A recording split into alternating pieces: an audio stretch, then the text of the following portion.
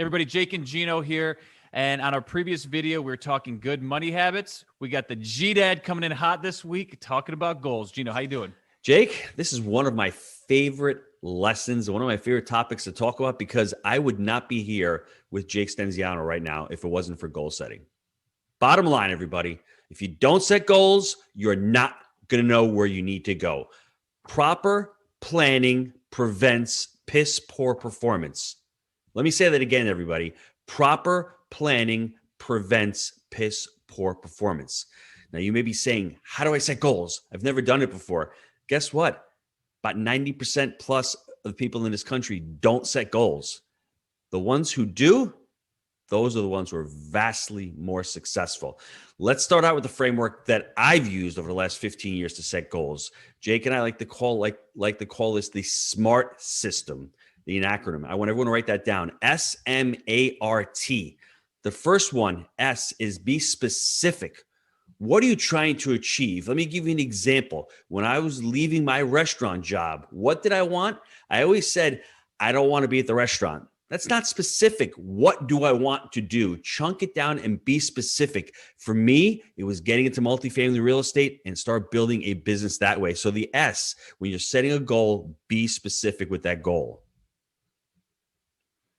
The next one, M, measurable. This is another great quote that I want you to write down. If you can't measure it, then you can't manage it.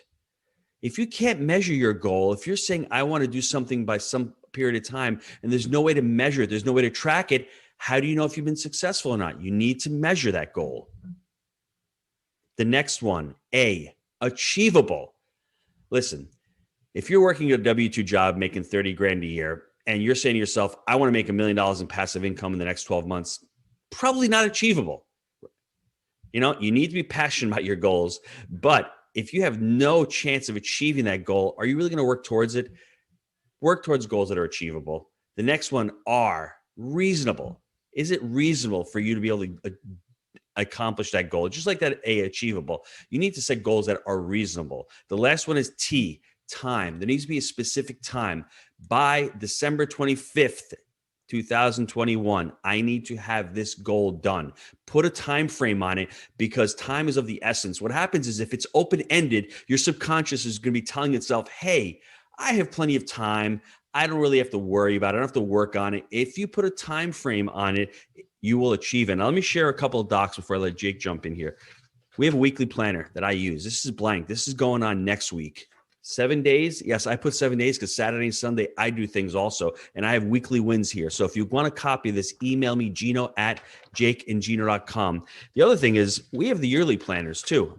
These are all 4 quarters broken down. If you can't measure it, you can't manage it. I have stuff like refis, buy properties. I have income goals. I have, goals for each different entity. So you have to write these things down and to be able to manage them. Now, one last thing. If you like this content, smash the like button down below. Subscribe to the Jake and Gino channel. Back to you, Mr. Stenzi.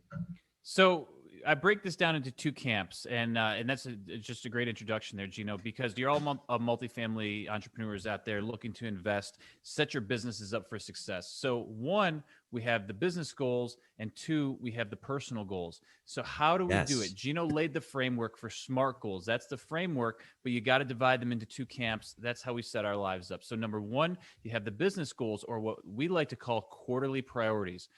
First step to setting quarterly priorities, you set the meeting, a reoccurring meeting every quarter before the current quarter ends, and then you're going to set the next quarterly priorities for the future. What we failed at in the beginning was Gino and I are kind of like Rambo. We have the red bandanas on, and we go out spraying the machine gun. What we realized is we were freaking our teams out, and we need to scale it back, get laser focused, use the SMART goals or priorities. Again, priority or goal, anything over 8 hours, below that is a task, okay? So we set that up, we go, we blast it out. We have 3 to 5 per quarter that are going to move the business forward. We reverse engineer and we break them down into tasks. So if Gino is going to go out and start a new division of the company, he's going to start a vertical where he's doing laundry in-house. We've kind of been entertaining that. Well, what does that look like? That may be the quarterly priority, but there's going to be a series of cascading tasks below that that are going to get done, basically reverse engineering it to get to the end of the quarter and maybe hit the goal. And maybe it's a 2-quarter goal, but remember he talked about having that timely factor in there. That's going to be that. Now, Gino mentioned too, I always use this card stock.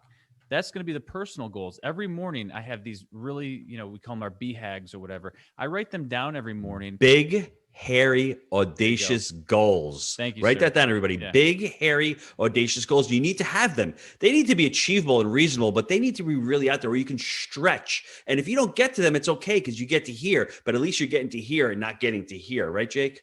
Correct. And so that's the same thing. I have these 3 that I'm working on, and then I break them down here in various ways. But a lot of them are actually they're intertwined because when you're an entrepreneur, your business, there's a lot of bleed over between the personal and the business. Mm-hmm. The BHAG for me is I want to become the Chick-fil-A of apartments.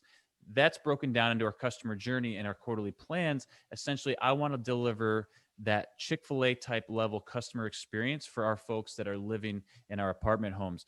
Also, there's a pride of ownership thing where I'm working on this large scale exterior improvement plan because I want, regardless if it's a $900 apartment or a $1,500 apartment, I want that quality to appear from the minute the folks land on our properties. So that's another thing that's a BHAG that I'm working on. Because look, we bought some properties from the 1960s, we've bought some properties from 2010. Regardless, I want them all to show with that same quality. And then there's also, look, we're looking to have $1 billion of assets under ownership, because essentially a lot of our stuff we just own internally. Those are some BHAGs that I have, and I'm working towards those in various ways. So GDAD, sorry I went a little long, but you got to break it down into your 2 camps. Love that. Let me pull the e-brake. Before you do any of this stuff, we need to set values. What are your values? If you don't have values, then you don't know how to set your goals properly, because goals are your objectives plus your beliefs and your values. So let me give you an example. I leave the restaurant. I want to spend weekends home with my family. I don't want to be on the road all the time, but Jake and Gino are starting to pick up. If my value is to be a great father and to be home with my kids at nighttime, and then all of a sudden my boy Josh has gotten me traveling every weekend, I may be hitting the goal of being a successful entrepreneur and growing an amazing business, but that doesn't align with my core values. And what happens? You may hit your goals, but you're not going to hit that fulfillment. So be very careful before you start setting your goals. You have to set your values. And that's why Jake and I, we have an amazing partnership, because we have our core values aligned. We have what we call value-based decision-making. So setting your goals, first thing, start with your values. The other thing I want to say, goals are the end result. You have to fall in love with the process or the system to achieve those goals. That's the most important thing. It's not hitting the goal that is the most important thing, everybody. You need to be able to hit something. What's more important is the person you are going to become once you hit that goal. And that's the entrepreneur's journey, what I call those inflection points as you're hitting goals. Enjoy that climb to the mountain. Don't do what Gino did. I had an amazing thing when I was leaving the restaurant. I left my small business and became an amazing entrepreneur. I've had a great journey. At points, I didn't enjoy that journey because I was so worried about achieving those goals. Worry about the person you're going to become to hit those goals. Keep moving the bar higher and higher and higher, and you become more of an amazing person as you achieve those goals. Final note today. The way you do that, the way you enjoy the journey, is by creating the right culture with the right team.